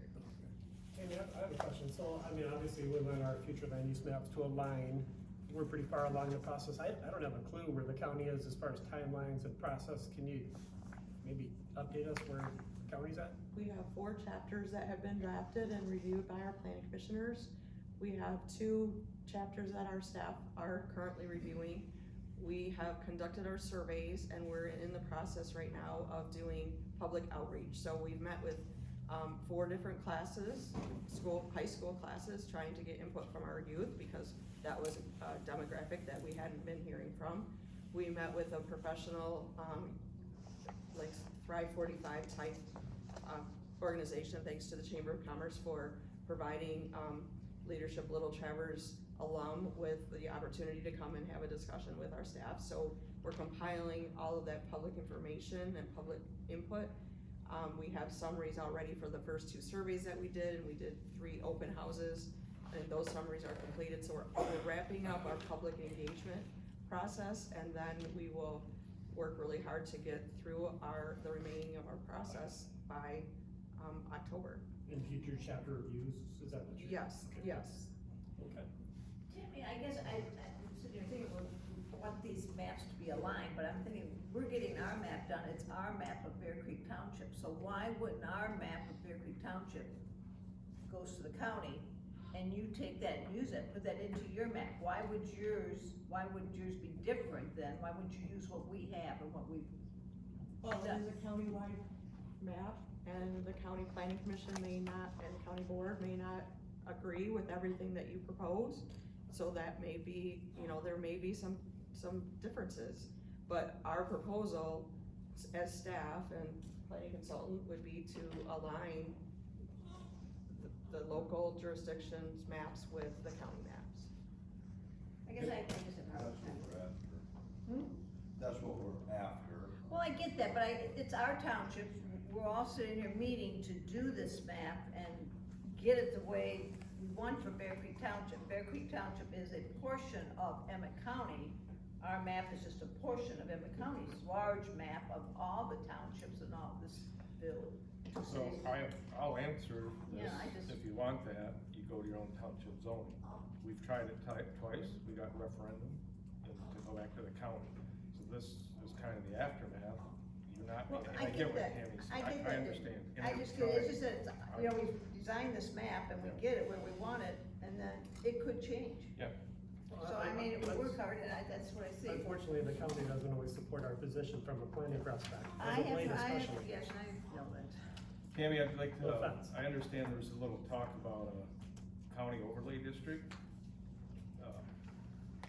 In the message that you're talking about, you know, because again, your job is tough because what happens in Bear Creek is different than happens in Redmond Township or another rural township north of Harbor Springs. Is that what the overlay is kind of so there could be something else added where the density is a little heavier than where it's rural? So the discussion was relative to storage uses, and it was, a recommendation that was made from one of our planning commissioners and seemed to have some support of other planning commissioners, that perhaps an overlay district for storage type uses would be something that the planning commission should consider, because what Bear Creek Township might want to see along their corridors could be different than what northern Emmett County would like to see along their corridors, or they may not have the desire to have deeper setbacks in those areas and things like that. So that, there's likely going to be a couple of different options to consider, or something, well, we're still working on it, but that was an option that was thrown out and seemed to have support by some of the planning commissioners that were speaking at that meeting. Thank you.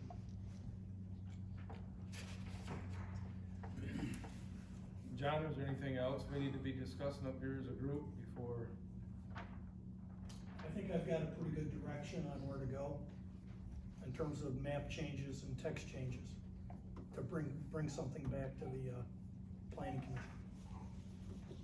I guess the one thing I would say, this is kind of a broad idea concept, and we find this in every community that we work in. The difference between land use classifications at the local level and at the county level. You know, everybody has a different class. Because our firm works with so many municipalities in Emmett County, it would be advantageous if the county had, and I'm just thinking out loud, if the county had a general land use planning guide that maybe had 20 different land use classifications with 20 different descriptions that everybody bought into. And you may not use all 20 in your township, but when your township uses something that's called suburban, then that same suburban color, if it shows up in resort, means the same thing. And agricultural in Redmond means the same thing as ag in Bear Creek. So over a period of time, when all the townships and the cities prepare their plans using that same classification system, it basically feeds into the county. The county then kind of can take everybody's plan and just plop it in, and everybody's using the same classifications instead of all these competing concepts. And that's one of the things that we're saying, is that everybody wants their own kind of designation, but if we had a standard that we could go by county-wide, I think people then could see how much we're planning for in terms of housing and how much in terms of business and industrial, because then you basically could go to the map and it would be easy to compute. See what I'm saying? Mm-hmm. I think there's an opportunity here, because the county's probably 6 months behind the township, but there's really nothing burning the store down here that you can't slow it up a little bit. And you know, maybe we could use this as an opportunity where the township zoning map or land use map dovetails perfectly in with the county. So when there are decisions made on rezonings that you recommend to the county planning commission, it's based on the same land use classifications. Well, that sounds like a perfect idea. I hope we can put it to work, because that makes real good. So, Did yeah, you- let's, Did you let me give that think to the about that a county little bit. Think about, Pardon me? did you give that to the county to maybe? I'm looking at the county, one of the county planning commissioners right now. Will you just be speaking the same language then? Yeah, Yeah, cause it is confusing. It is. Right. You know, that would be good. that would be great. Same color code, Yeah. same density Yeah. descriptions. Yellow is yellow. whether- Yellow is yellow, you know, and yellow means, Right. you know, 3 dwelling units an acre, depending on if you're in Resort or Bear Creek or in West Trappers. That'd be great. I think that would be something that Tammy and I can take a look at, maybe in terms of kind of pushing that idea out to people. I don't think we get much pushback, to be honest with you, because I think everybody's happy. I think everybody. I think but that I makes it think easier the for end every, goal I is- think make it easier for everybody. But I think I got enough in the group to go back and kind of, take another iteration of this stuff, okay? So we only did 10, we're going into, I guess we did all.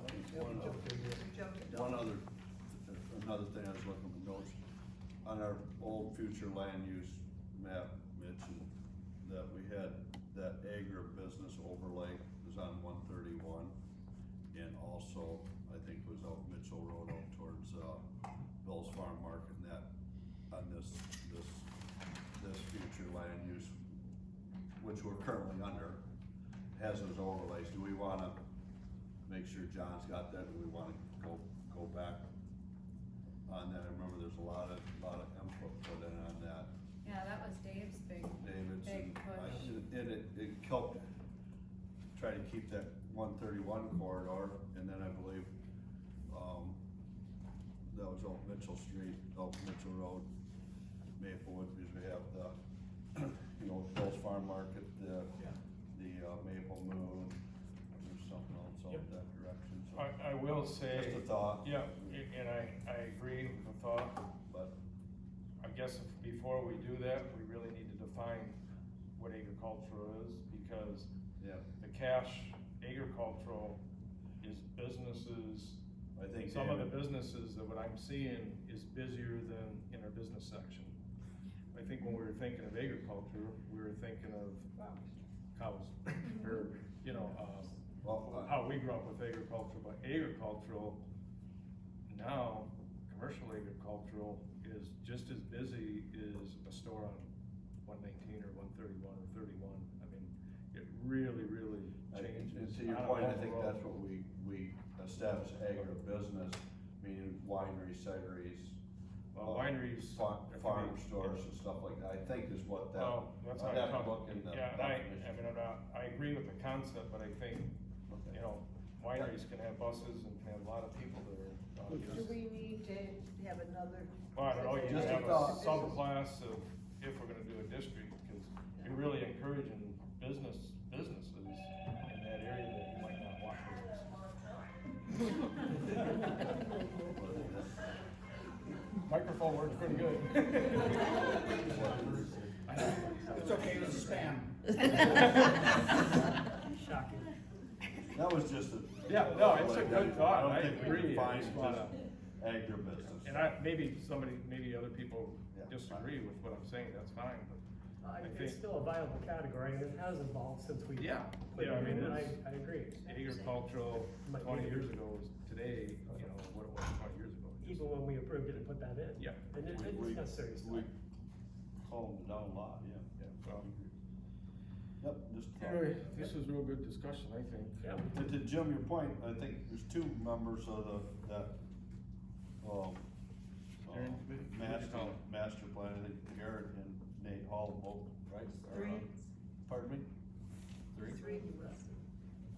Okay. 3. So- Engagement committee? Yeah, engagement committee, but Bear Creek, so yeah, we got. All right. That's good. Good representation. Yeah. Awesome. Is there any other questions from this two boards of the consultant? I just have something to show them on mine that I found, reading it again, an error. Grammatical. We don't mean. Thank you very much, John, for Yeah, I think. putting in a lot of legwork. It's good discussion. Thanks. Good I love the overlay. presentation. The overlay is very helpful. Yep. I think if there's no more questions of the consultant here, is there any members of the public that would want to say something? I have something, Denny. I had a question on, so I have the future land map. Microphone? And then I had a question on. Nate, whoops. Mike. Oh, talking to myself. Sorry. Thank you. Okay, can you guys hear me? Yep. Okay, if we could pull, Garrett, could you pull up the property classification, map 20? So what I'm wondering is, I see that all of Foxman Industrial Drive, where I have land and a business, is commercial. And then when I see next door, I think that we do need to talk about for the future, so maybe something, Harside, isn't that industrial in zoning? That shows on here that that's residential. Well, that's what I just talked, so this isn't a zoning map. No, I This understand is a that, but use map.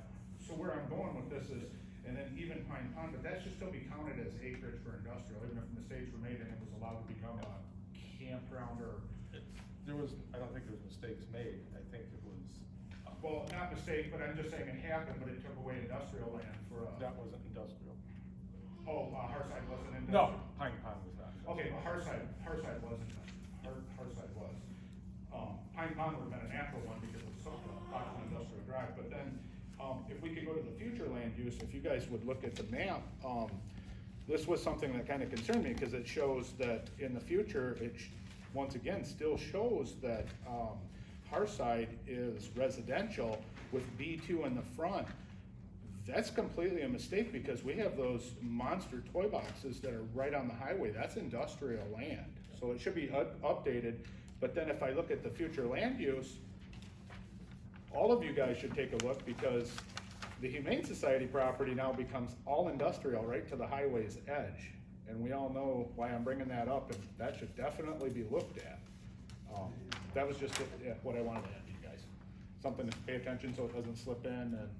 And I do have one more thing. So if you guys open a commerce park or an industrial park, there should be some kind of, I don't know if you're able to put safeguards, but what happens when a multi-billion-dollar company buys the whole park?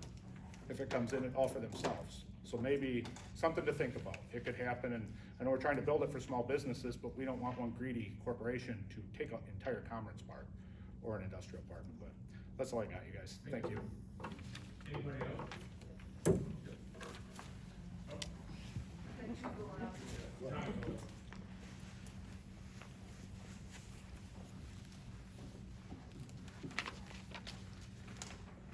So it's good that you might adjust the map some.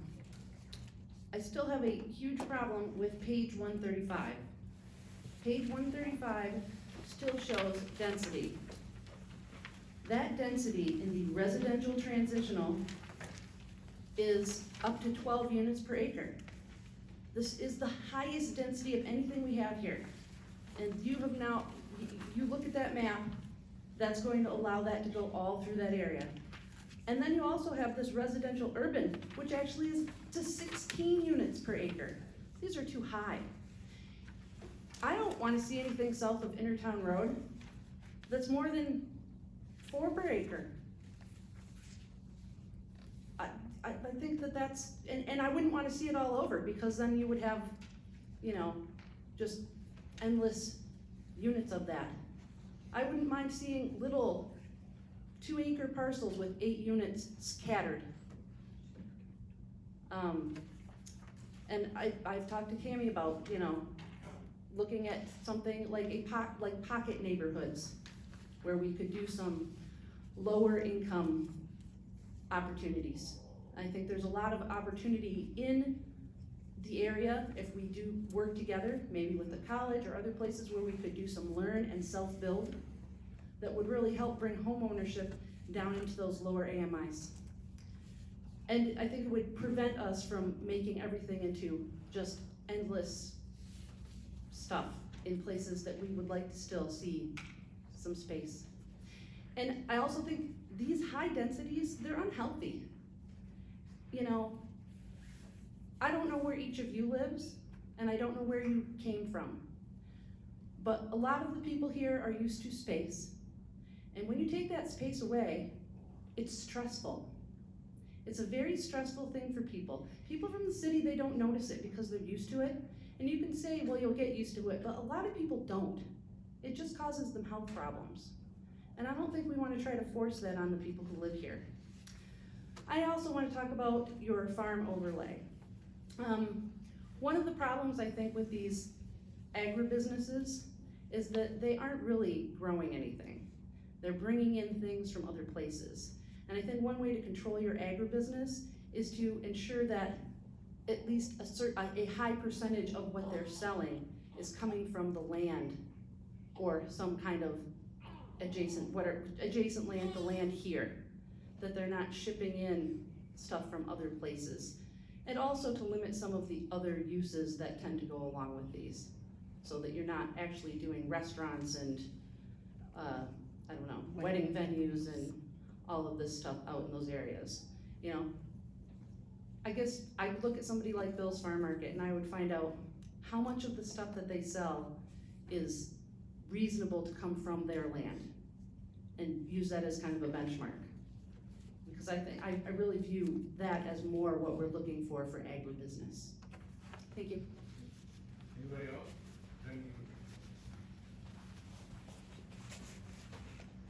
Thank you all for your time.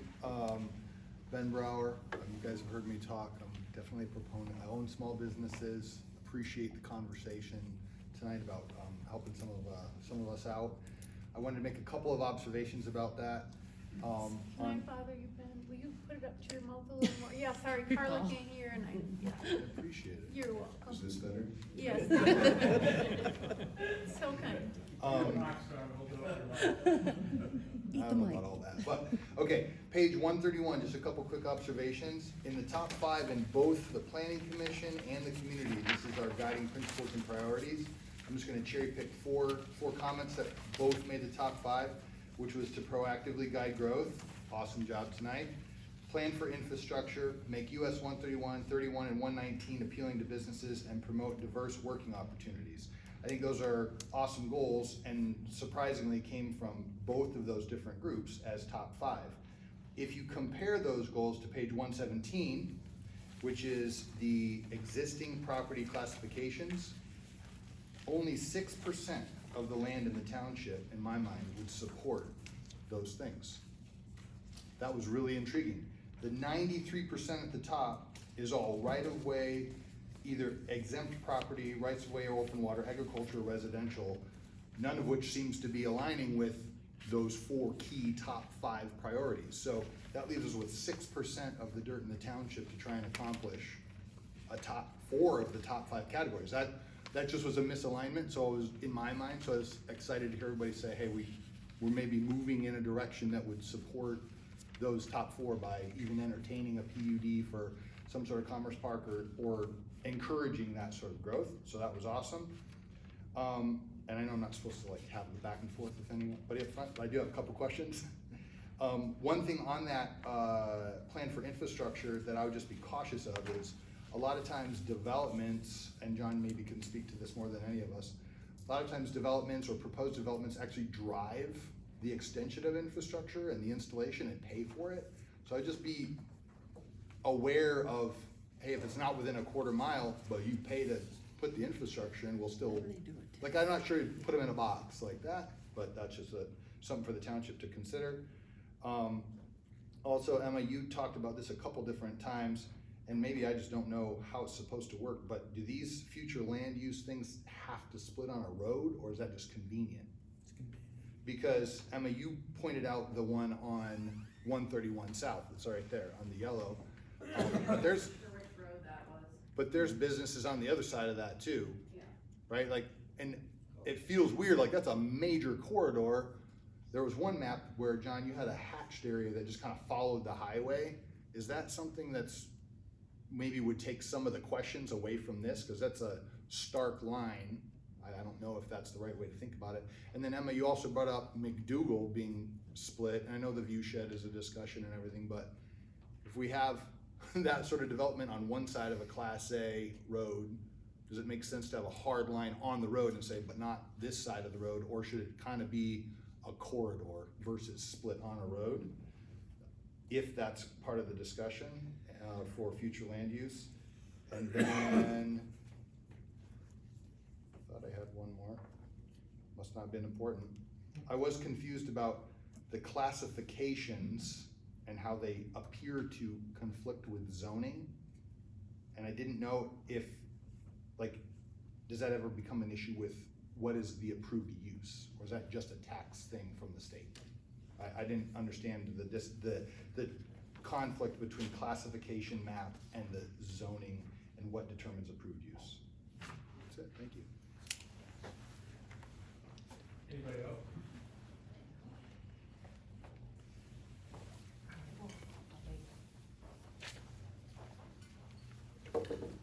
I wasn't planning to speak, but I was invoked on the County Planning Commission with Tom, Bear Creek resident, business owner, Bear Creek Township, farmer, Bear Creek Township, employer, Bear Creek Township, concerned citizen, Bear Creek Township.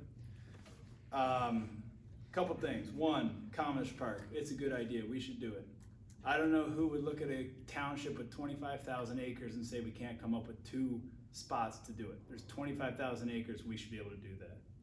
2, Denny, really appreciate your approach to trying to get people to create parameters that would reveal it instead of an individual spot. A lot of the conversation at this meeting and at the county meetings, public comment, and other commissioners surrounds a lot about what we don't want. But we really need to focus on what we do want. Because if you just make a list of don'ts, then some things show up that you weren't paying attention to, like data centers. And then you don't have a plan because you focused on what you don't want. You gotta focus on celebrating, preserving, and building what you do want. This is a future land use map, not a future land not use map, okay? So this is something I think is really critical. Denny, you made several good points this evening. Among them, Bear Creek Township does not exist in a vacuum. So there's this idea that sometimes the county goes different to Bear Creek Township, but that's just because there's a whole world outside Bear Creek Township, one that has sewer, one that has a transfer station, one that does a whole lot of things for Bear Creek Township. So Bear Creek Township is part of the county ecosystem. It benefits from other townships and it provides things to other townships itself. But there's a give and take there. But we really need to focus on what we do want because there's 25,997 acres in Bear Creek Township. And a lot of the things that people want that have been talked about tonight are good things. But they don't have a voice. They don't stand up on their own. The trees can't talk. The river can't talk. Right? There's all this natural area that we want. There's nobody here tonight to speak for that area. The people who come to these meetings and talk the most have money and they want to spend it wherever we will let them. It's really, really important that we focus on what we do want and where we do want it to happen, not just what we don't want. To the agribusiness overlay. There are laws at the state level that protect this. The Right to Farm Act defines what Tana requested. This is defined, it's held up at the state Supreme Court several times. There is a percent of product and a percent of square feet that must be achieved to comply with the Right to Farm Act. The locations that were mentioned in the agribusiness overlay in this conversation are all well above the state threshold for the Right to Farm Act. But even with that, this state lost 4 Bear Creek townships of farmland in 1 year in 2024. We don't have the data yet for 2025. Farmland that is fallow, which is a lot of Bear Creek Township, is 1 offer away from being anything but farmland. The last crop is development. Every farmer knows it. So you gotta think about what you do want, because the community and the township both highlighted that they do want to retain farmland. Jeez Louise. I agree. 131. 131, got it. Retain farming and farmland. There's a key part of that that I think many people glaze over that don't live in my world. Retain farming and farmland. We have a lot of fallow land that used to be a farm. We do not have very many people farming. And we have even fewer people making any money farming. They used to say that behind every farmer was a spouse who works in town. Now they say behind every farm is a couple who works in town. That's the wrong direction. If you want to retain farmland, you must retain farming. It might look different than it did 50 years ago. Tough noogies. If you want it to stay as a farm, it's got to make money. Where do data centers offer the most money? Farmers. They've got none. They're the easiest victim. Let's wrap up here. I mean, I know there are a lot of people that want to speak, so. You need to think about what you do want, and you gotta be careful of the unintended consequences. Because we are not the first township or the first county to see this movie. But I'll be darned if I'm a willing participant in letting us fall victim to the same fate. Anybody else? Anybody else? Okay. Nikki Devitt, and I just wanted to say, Denny, thank you. I probably won't see you again before it's official, so thank you so much for all that you've done. It's been great working with you. I always enjoy having that collaboration with our elected officials from the Chamber's perspective. I just want to comment that I think tonight was good. I appreciate when we can see our groups get together to have these conversations and really kind of set the groundwork. I actually agree very much with what Brian just said. It's not the don'ts, it's the what do you want and how do you get there list. And I would be very remiss if I didn't say that a commerce park is high on my list from the perspective of our members and our businesses. You know, our chamber has 770 members. For little old Petoskey, Emmett County, if you don't know, that makes us one of the largest chambers in the state per capita. What that means is we have business here, but we also have kind of steadily just kind of sat at this space because what we're seeing is business saying, I wanna come in, I wanna grow, I'm the entrepreneur, I'm the plumber starting off on my own, I'm the hairstylist who's got this great idea, and they don't have the space to do it, and unless they're doing it in their homes and it's scattered all over everywhere. Your vision for a commerce park has been my dream since I've worked at the chamber. This beautiful space that incorporates everything from the HVAC technician to the entrepreneur that doesn't want to work in their home anymore and really wants to get out and have an opportunity to meet people in an incubator, an innovation center, and have the conversations and work with other like-minded individuals and have this beautiful space within our community that allows us to do what we should do, which is honor small business because that's the backbone on which we all live. I get tired of people saying we're tourism only. We are not. We have so much more to offer, and I think Bear Creek has the potential to truly showcase what that means and how a true year-round economy works. We don't close, we don't roll up the streets after Labor Day. We stick in, we dig in this community, and we do it with love, but that opportunity for growth is limited unless we define the growth we want. And I think you have a great opportunity to do that, and I appreciate the efforts that you're doing with it. And that all ties into housing too, but I'm not gonna talk housing right now. So just thank you all. Thank you. Anybody else? Oh, yep. Just very quick, I noticed that, the old plan was 21 to 25, and the new is, 26 to 36. So does that coincide also with the county then? Are they doing a 10-year plan? What's the?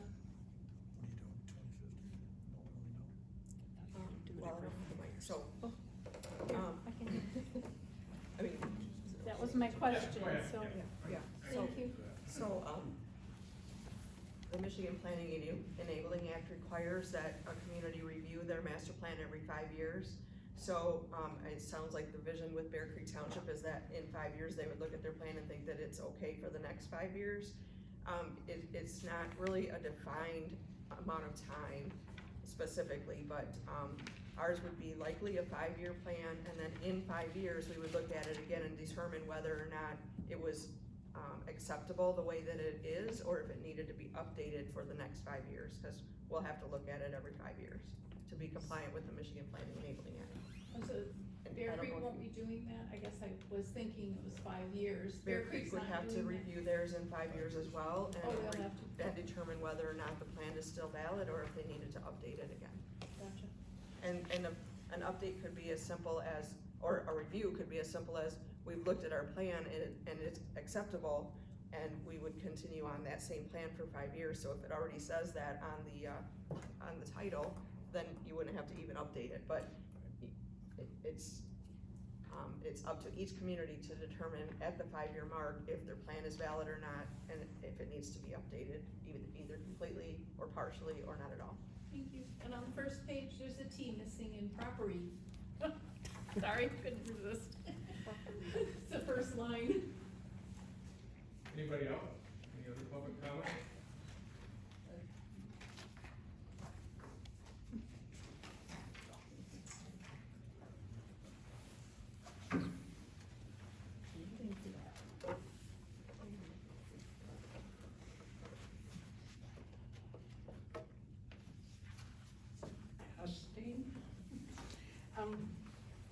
I just wanna say, first of all, the one idea that I really liked, I'm pretty sure you all liked it too, is what he suggested about, the maps all coordinating. I think that's great. I hope you all follow through with that.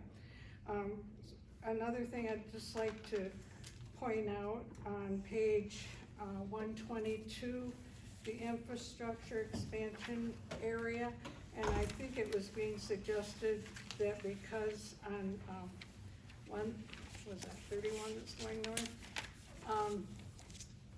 That there's water and sewer there, and that would make it a good place for the,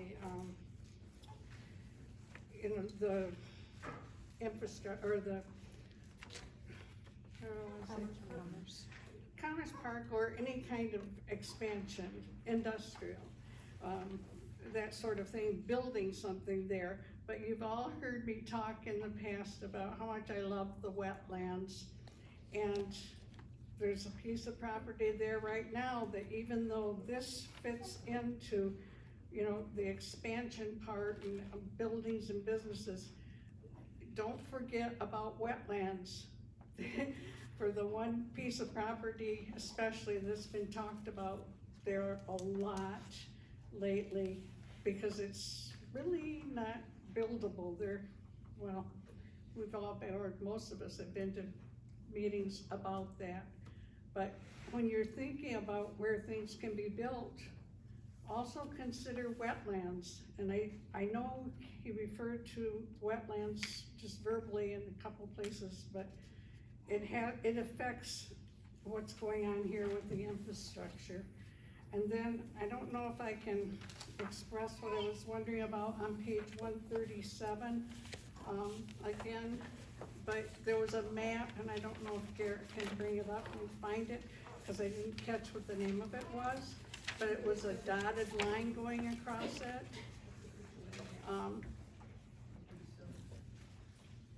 It might have been kind of like that, but, it just, the line, I couldn't figure out why, how on earth did you figure out to put a dotted line there? It didn't follow anything. It was just, all of a sudden, it showed up. I don't know if that was the one I was looking at. It seemed like it only had the one dotted line going up, and it went across. It might have been that one. It might have been that one. But how did you figure out that dotted line? Where did that come from? The property classification tab, go to the first one. I think he went through all that earlier, all the property classification doesn't, it didn't follow anything else compared to what I talked about before with where the lines were. It just seemed very arbitrary. Well, Thank you. Carla, it just followed kind of where a lot of the ag property was. It just followed that pattern, that's all. Where's my property? Your Munclans, you know that, 'cause I need to spell it right. It's up in here. But it's just, you have all this ag property that serves as the boundary. It's just kind of a general pattern to show that a lot of the ag is south of that. A lot of the more developed is north of it, that's all it is. But it's really not all the developed up there, that's residential. And if you looked at it and looked at where the houses were, it's residential up there. Dave, any other public comment? If not, just, one more thing under other business, 'cause I announced this at the last meeting, was that we were gonna have DTE come on June 3rd, and we got a call this afternoon from DTE, they're not able to get a proper representative to that June 3rd meeting, and they're gonna focus on the county meeting instead of trying to go to Springville, Resort and Bear Creek. So the June County Commissioners meeting is where they're gonna focus on the public hearing, or the public presentation of the proposed DTE forced gas main. When I spoke three weeks ago, or a couple weeks ago, you know, the confirmation from DTE that they were coming. I was actually at somebody in the office when they called. Garrett, I don't wanna put you on the spot, but is there any other information you actually talked to the gentleman? Not specifically, just that they said that they're gonna get all of their executives in one room at the county meeting instead of going with one representative individually in the township, so. Is that gonna be? They're hoping for a June meeting, but its agenda hasn't been posted yet, so. Our problem. Yeah. I was gonna call you when it got posted. So anyway, that was a clarification, I wanted to make that, since. When is that commissioners? Well, I don't know, we don't. But don't they usually meet on Wednesday or Thursday, commissioners? They meet on a Monday and then the following Thursday, but it's always posted on the county's main page on the calendar. And the, agendas are posted about 4 days before the meeting, so, and I don't set that agenda, so I don't know when it will be. Anyway, I just wanted to make that clarification and change, so. Is there any other business we brought before the board? I wanna thank everybody for coming here tonight. Thank you, Tammy, John, Monica. Yep. Laura, thank you for sitting in, and the public, thank you for your participation in this. I appreciate it, and, with that, Mitch, do you have anything else, or from planning commission side? So we'll have to each adjourn our own, so I'll adjourn the portion for the township board. 8:09, I'll call it adjourned for planning. Thanks, everybody.